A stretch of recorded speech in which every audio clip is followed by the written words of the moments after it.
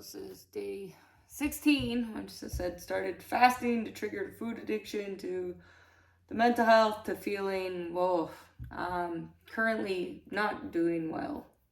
My physical body is in a lot of pain, a lot of inflammation. It's pretty much like I've stuck to like though if I like low carb. So like that transition, I wouldn't say ketosis because I've had things that are like higher above. This is so 60. So the first almost 7 days was fasting, and then into the transition of the low carb, which I've pretty much stuck to. And that in itself, I think I have to realize it's probably changing my body a lot. So they say like, you're supposed to feel better, this and that. You feel worse before you feel better. But there's the psychological things in that, and the body, you're supposed to, but everybody's different, right? And I'm dealing with, and I understand, it was the extreme amount of stress, cleansing out, the eating disorder, and then the health conditions that I'm unclear about, right? So, and just not feeling good, and an extreme depression.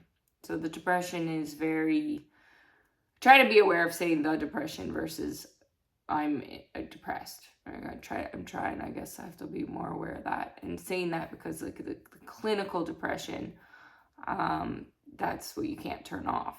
Right, and that also causes physical things, but it's a broken brain, right? People can't see that.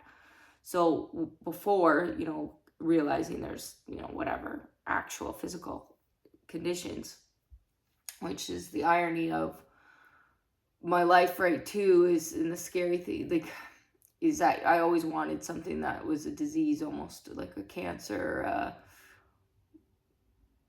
something, because then maybe people would empathize with what I was going through. But the irony is I was never telling anyone what I was going through.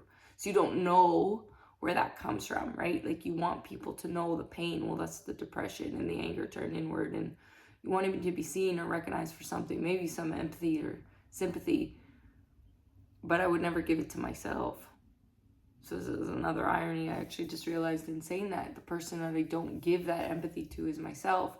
And I also don't allow myself to like really be victim, but it comes out in a different way, I guess, right? So it's like I don't want to be looked at as a victim. I want to be seen as strong, but then you want to be weak. Like, just really the massive amount of different psychological things from all of the abuse has really been playing a lot on my head. But I was thinking about it this morning. I had done a video, right, talking about just before I came into this situation. It's like I'm craving being locked in a cage. Well, I'm locked like I am now, like in it, but without going. I don't want going back to the hospital to be actually locked up. The way that I was, I never want to go back to that. I think I'm recreating that in the scenario, and my body's recreating that. The brain and the body connected and created that. Being locked in isolation in a cell, when you only have a mattress and a piss bucket, is very different.